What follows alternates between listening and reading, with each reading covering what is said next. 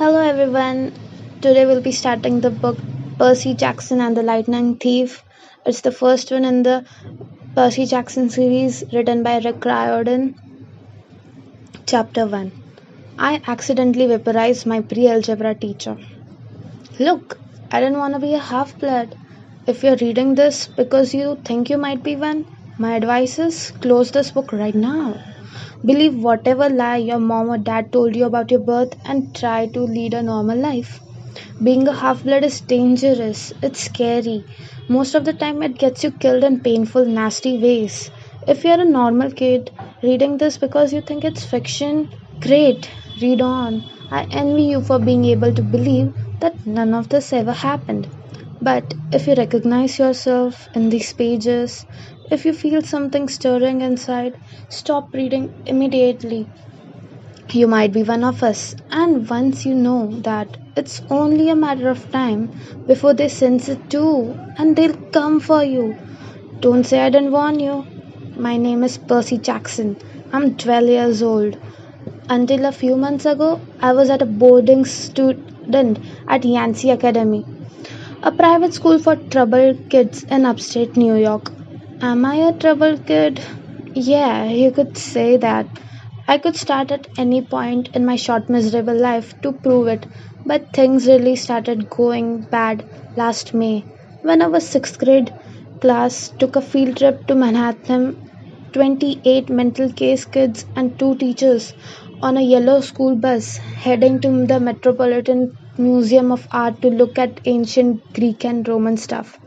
I know it sounds like a torture, most fancy field trips were, but Mr. Brunner, our Latin teacher, was leading this trip, so I had hopes. Mr. Brunner was a middle aged guy in a motorized wheelchair. He had a thinning hair and a scruffy beard and a frayed tweed jacket, which always smelled like coffee. You wouldn't think he'd be cool, but he told stories and jokes and let us play games in class. He also had this awesome collection of Roman armor and weapons, and so he was the only teacher whose class didn't put me to sleep. I hoped the trip would be okay. At least I hoped that for once I wouldn't get in trouble. Boy, was I wrong. See, bad things happen to me on field trips. Like my fifth grade school, when we went to the Saragota battlefield, I had this accident with a Revolutionary War cannon. I wasn't aiming for the school bus, but of course I got expelled anyway.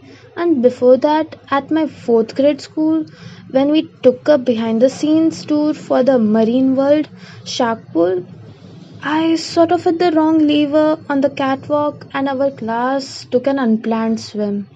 And the time before that, well, you get the idea. This trip, I was determined to be good. All the way into the city, I put up with Nancy Boba Fett, the freckly red-headed kleptomaniac girl hitting my best friend Grover in the back of the head with chunks of peanut butter and ketchup sandwich. Grover was an easy target. He was scrawny. He cried when he got frustrated. He must have been held back several grades because he was the only sixth grader with acne and start of a whipsy beard on his chin. On top of all that, he was crippled. He had a note excusing him from PE for the rest of his school life because he had some kind of muscular disease in his leg. He walked funny, like every step hurt him, but don't let that fool you. You should have seen him run when it was Enchilada Day in the cafeteria. Anyway, Nancy Boba Fett was throwing wads of sandwich that stuck in the curly brown hair, and she knew I couldn't do anything back to her because I was already on probation. The headmaster had threatened me with death by in school suspension if anything embarrassing or even mildly entertaining happened on this trip. I'm going to kill her, I mumbled. Grover tried to calm me down. It's okay, I like peanut butter sandwiches. He dodged another piece of Nancy's lunch. That's it. I started to get up, but Grover pulled me back to my seat. You're already on probation, he reminded me. You know who'll be blamed if anything happens? Looking back at it, I wish I'd dicked Nancy Boba Fett right then and there. In school suspension would have been nothing compared to the mess I was about to get myself into. Mr. Brunner led the museum tour.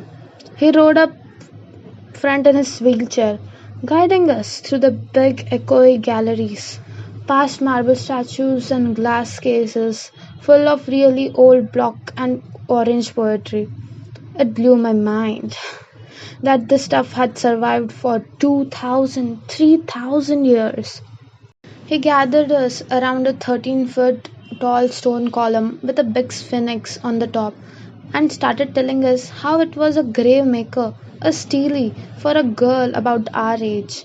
He told us about the carvings on the sides.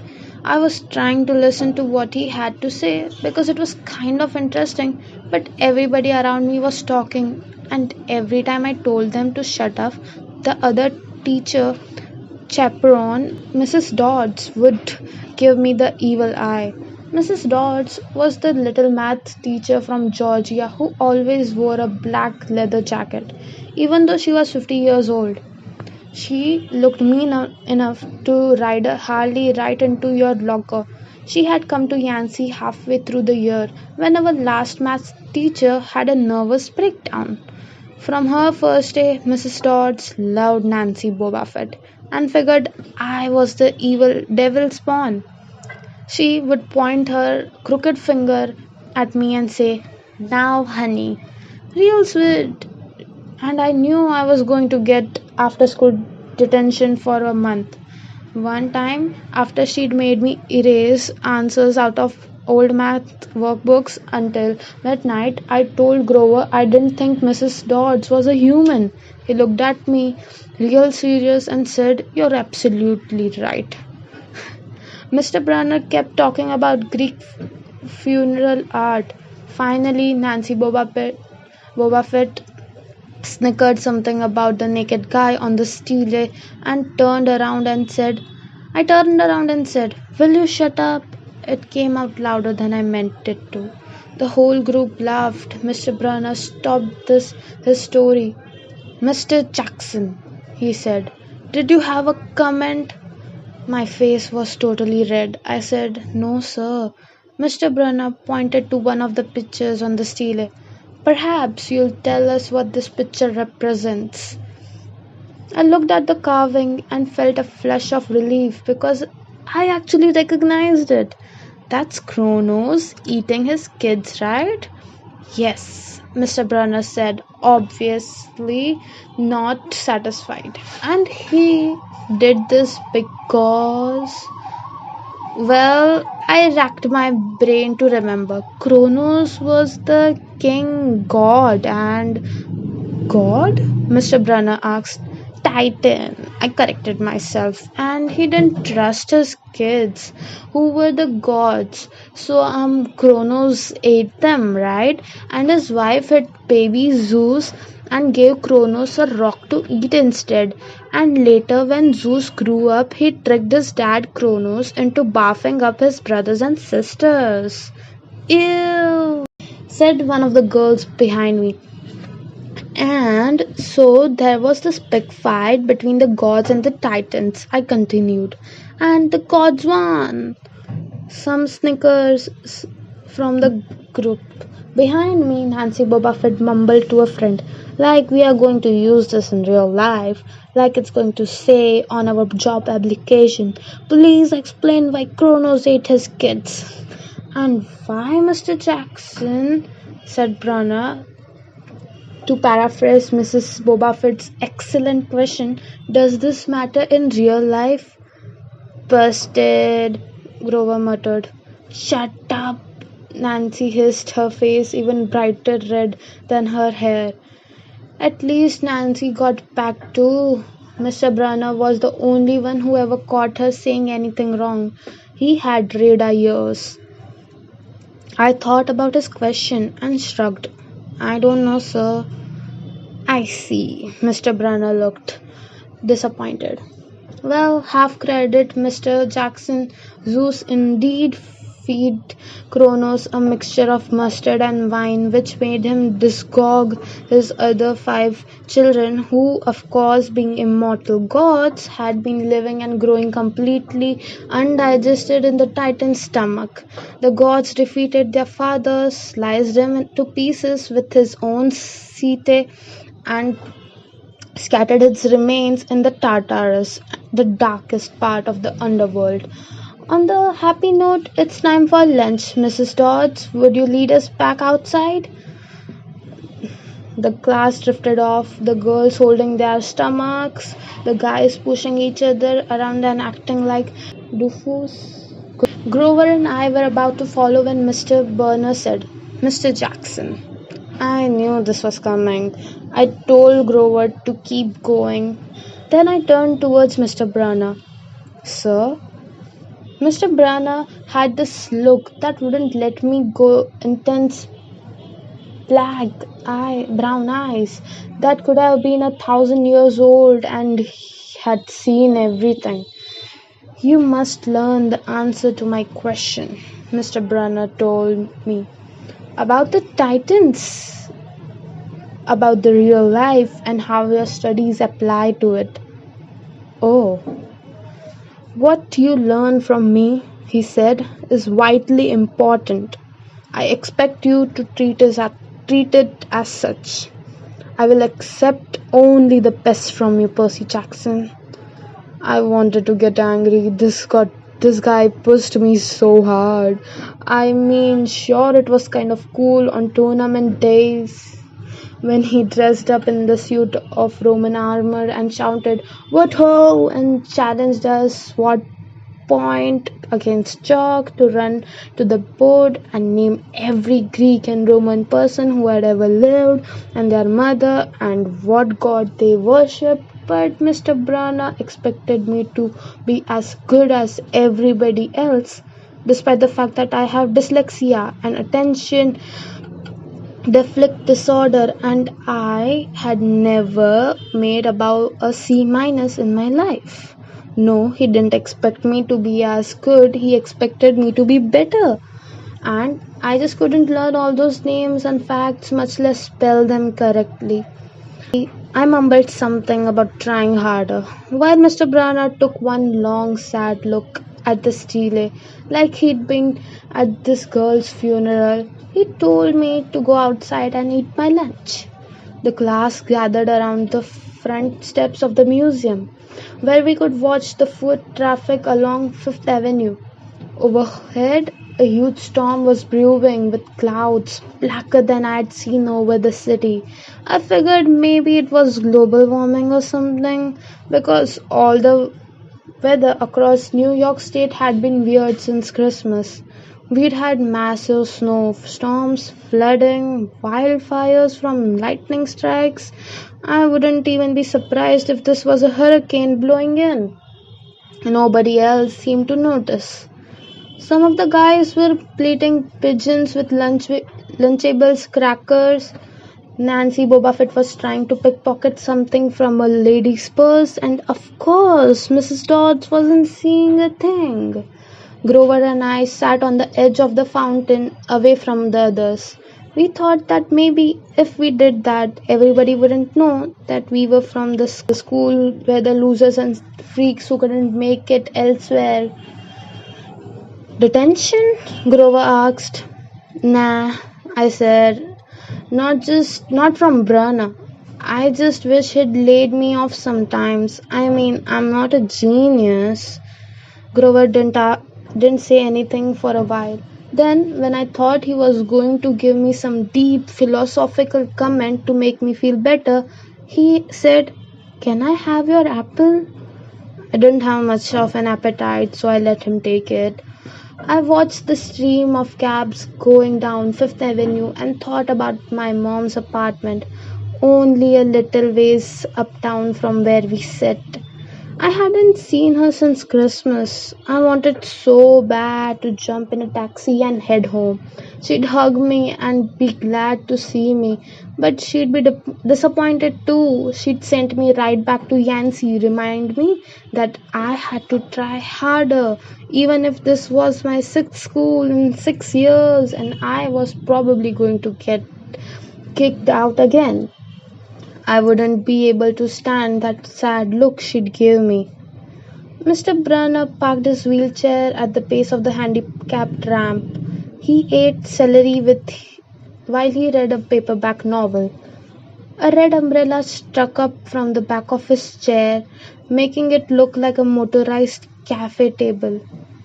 I was about to unwrap my sandwich when Nancy Boba Fett appeared in front of me with her ugly friends. I guess she'd gotten tired of stealing from the tourists and dumped her half-eaten lunch in Grover's lap. Oops! She grinned at me with her crooked teeth. Her freckles were orange, as if somebody had painted her face with liquid Cheetos. I tried to stay cool. The school counselor had told me a million times, count to 10, get control of your temper.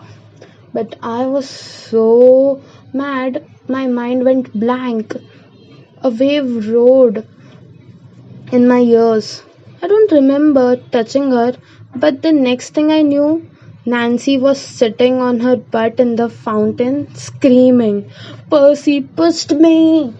Mrs. Ross materialized next to us.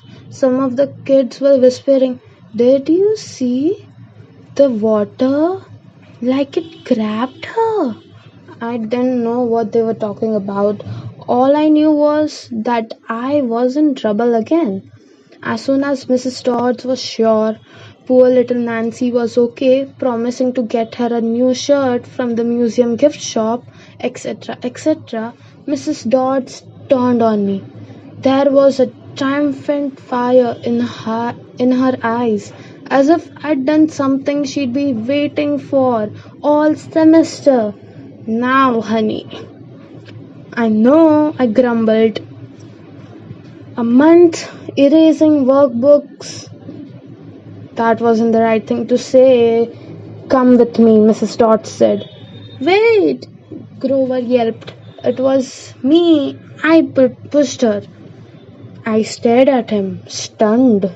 I couldn't believe he was trying to cover for me. Mrs. Dodds scared Grover to death. She glared at him so hard his whiskery chin trembled. I don't think so, Mr. Underwood, she said. But you will stay here, Grover looked at me desperately. It's okay, man, I told him. Thanks for trying. Honey, Mrs. Dodds barked at me. Now, Nancy Boba Fett smirked. I gave her my deluxe I'll kill you later stare. Then I turned to face Mrs. Dodds, but she wasn't there. She was standing at the museum entrance, way at the top of the steps, gesturing impatiently at me to come on. How'd she get there so fast? I have moments like that a lot when my brain falls asleep or something, and the next thing I know, I've missed something, as if a puzzle piece fell out of the universe and left me staring at the blank place behind it. The school counselor told me this was a part of the ADHD, my brain misinterpreting things. I wasn't so sure. I went after Mrs. Dodds. Halfway up the steps, I glanced back at Grover. He was looking pale, cutting his eyes between me and Mr. Brunner like he wanted to notice what was going on. But Mr. Brunner was so absorbed in his novel. I looked back up. Mrs. Dodds has disappeared again. She was now inside the building at the end of the hall entrance. Okay, I thought, she's going to make me buy a new shirt for Nancy at the gift shop. But apparently, that wasn't the plan. I followed her deeper into the museum. When I finally caught up to her, we were back in the Greek and Roman section. Except for us, the gallery was empty. Mrs. Dodd stood with her arms crossed in the front of a big marble frieze of the Greek gods. She was making this weird noise in her throat, like growling. Even without the noise, I would have been nervous. It's weird being alone with the teacher, especially Mrs. Dodds. Something about the way she looked at the frieze was if she wanted to pulverize it. You've been giving us problems, honey, she said. I did the safe thing. I said, yes, ma'am. She tugged off the cuffs of her leather jacket. Did you really think you would get away with it? The look in her eyes was beyond mad. It was evil. She's a teacher, I thought nervously. It's not like she's going to hurt me. I said, I'll try harder, ma'am. Thunder shook the building. We are not fools, Percy Jackson, Mrs. Dodd said. It was only a matter of time before we found you out. Confess, and you will suffer less pain. I didn't know what she was talking about. All I could think of was that the teacher must have found the illegal stash of candy I'd been selling out of my dorm room, or maybe they'd realized that I got my essay on Tom Sawyer from the internet without ever reading the book, and now they were going to take away my grade. Or worse, they were going to make me read the book. Well, she demanded. Ma'am, I don't. Your time is up, she hissed. Then the weirdest thing happened. Her eyes began to glow like barbecue coals. Her fingers stretched into talons. Her jacket melted into large leathery wings. She wasn't human. She was a shriveled hag with bat wings and claws and a mouthful of yellow fangs, and she was about to slice me into ribbons. Then things got even stranger. Mr. Branner, who had been in front of the museum for a minute before, wheeled his chair into the doorway of the gallery, holding a pen in his hand. What ho, Percy! He shouted and tossed the pen through the air. Mrs. Dodds lunged at me. With help, I dodged the felt talon slash the air next to my ear. I snatched the ballpoint pen out of the air, but when it hit my hand, it wasn't a pen anymore. It was a sword. Mr. Brunner's bronze sword, which he always used on tournament days. Mrs. Dodd spun towards me with a murderous look in her eyes. My knees were jelly.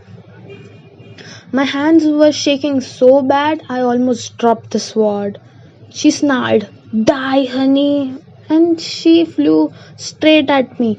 Absolute terror ran through my blood. I did the only thing that naturally came. I swung the sword. The metal blade hit her shoulder and passed clean through her body as if she were made up of water. Hiss. Mrs. Dodds was a sand castle in a power fan. She exploded into yellow powder, vaporized on the spot, leaving nothing but the smell of sulfur and a dying screech and a chill of evil in the air, as if those two glowing red eyes were still watching me. I was alone. There was a ballpoint pen in my hand. Mr. Brunner wasn't there. Nobody was there but me. My hands were still trembling. My lunch must have been contaminated with magic mushrooms or something.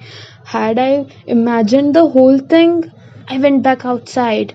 It had started to rain. Grover was sitting by the fountain, a museum map tinted over his head. Nancy Bobafett was still standing there, soaked from her swim in the fountain, grumbling to her ugly friends. When she saw me, she said, I hope Mrs. Care whipped your butt. I said, Who? Our teacher, duh. I blinked. We had no teacher named Mrs. Care. I asked Nancy what she was talking about. She just rolled her eyes and turned away. I asked Grover where Mrs. Dodds was. He said, "Who?" But he paused first and he wouldn't look at me, so I thought he was messing with me. "Not funny, man," I told him. "This is serious." Thunder bombarded overhead.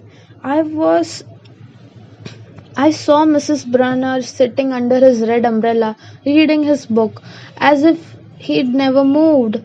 I went over to him.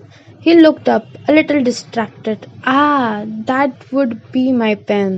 Please bring your own writing utensil in the future, Mr. Jackson."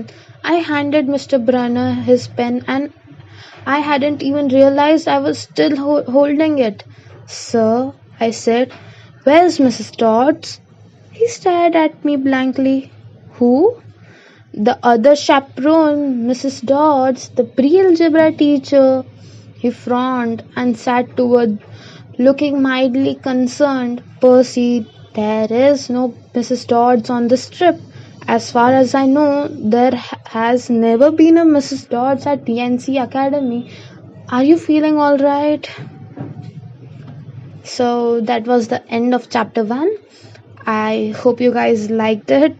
This was my first time trying to read a chapter out loud.